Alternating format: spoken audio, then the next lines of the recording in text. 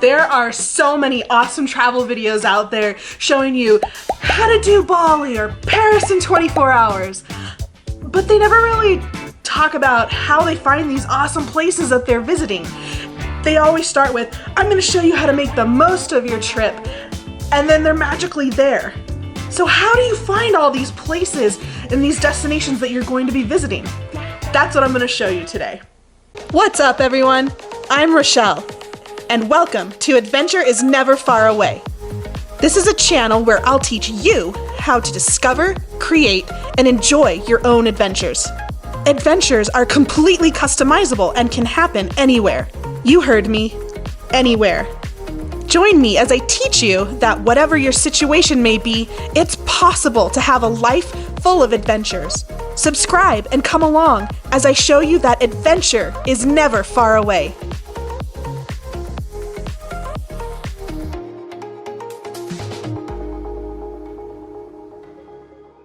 Congratulations! You've booked your trip, but how do you figure out where you're going? How do you find all of these amazing places that people say you should visit? Where do you even begin? How do you filter through all the information out there? Who do you listen to when people are peppering you with advice? It could definitely be overwhelming with the amount of information that's out there. I totally get it. So let's break it down into a real life scenario. This past January, I took a solo trip to Puerto Rico.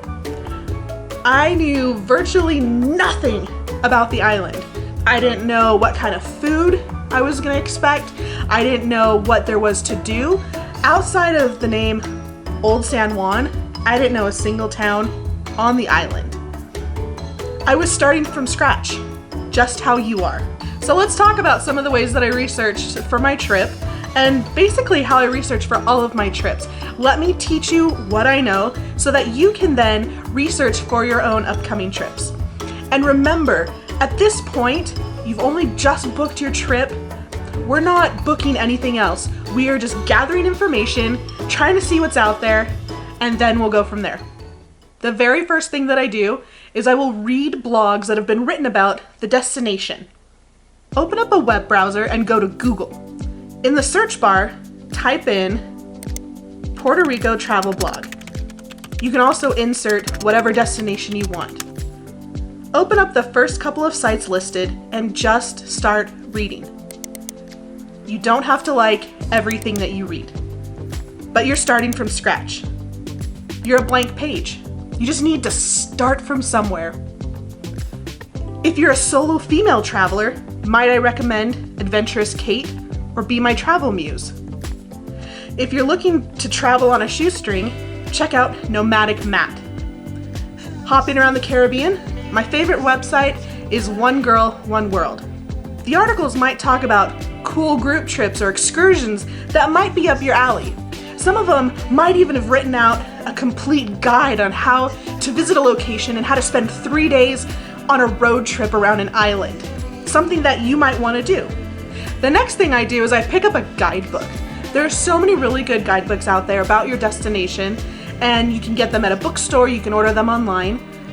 Some popular and highly credible guides include the Frommer's Guide, Lonely Planet, and Rick Steves. If you're going to a more off the beaten path destination, you might not find a guide specifically for that location. It might be grouped with a region or another country or another continent. For example, when researching in Lonely Planet, they don't have a Romania-only guide. It's grouped in with Bulgaria, which is fine. On the flip side, you can find a Puerto Rican guide by itself, but most of the other islands in the Caribbean don't get their own guide. You just kind of have to shop around. And if you're not interested in committing to buying, you can usually find them at a library. The next thing I did when planning my trip to Puerto Rico is I ask around. You never know where your next inspiration is going to come from. Not everybody wears their passport on their sleeve and talks about all the countries that they've been to and all the fun things that they've done.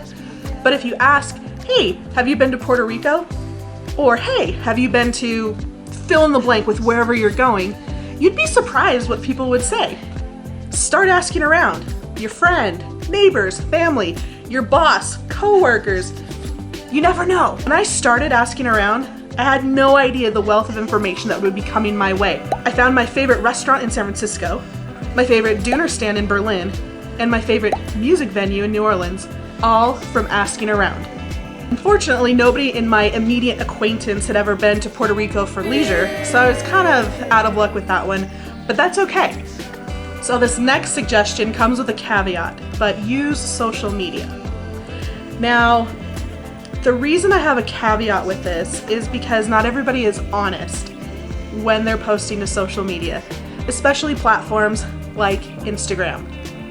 For example, that beautiful beach location that you found might be a pile of sand sitting in front of somebody's desktop computer with a beautiful screensaver.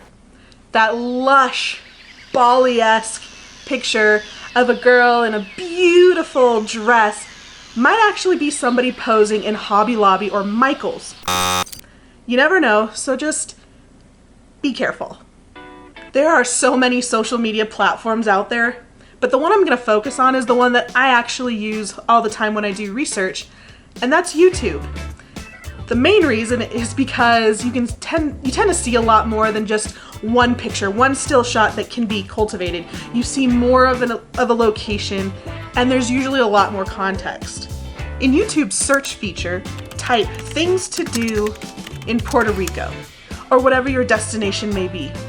You can go to the filter and only select videos that have the most views, or those that were most recently added, or another filter that you prefer. Once you start watching a few, YouTube's algorithm will recognize the fact that you are searching for Puerto Rico or whatever your destination may be, and it will start suggesting related videos. While some of these suggestions might seem a little odd, chances are you're going to find something really awesome, and maybe not something that you would have normally searched for on your own. Or better yet, if you have a particular YouTuber that you follow, maybe search through their content and see if they've made a video about your specific destination.